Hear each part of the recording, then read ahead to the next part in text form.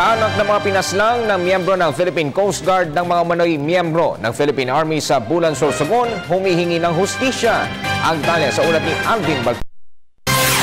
Humihingi ng hustisya sa pamunan ng Philippine Army ang asawa at kaanak ng isang tauhan ng Philippine Coast Guard na umano'y pinagbabaril ng mga sundalo sa Bulan, Sorsogon matapos magkainitan sa isang inuman itong nagdaang Abril 12.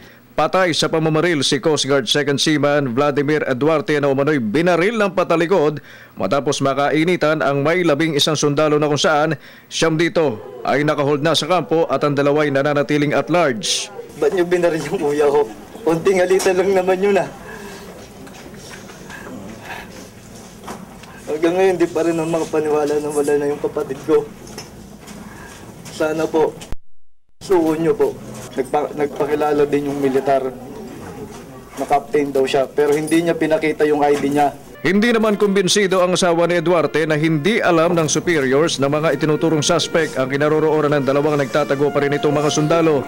Hiling ni Ginang Duarte sa Philippine Army, sana'y walang whitewash na mangyari at tulungan silang makamit ang inihingi hustisya para sa pinaslang na asawa. Sana huwag niyo pong itago yung kung sino yung totoong bumaril. Hindi po ako naniniwala na hindi niyo po alam kung sino yung dalawang nawawala na yun.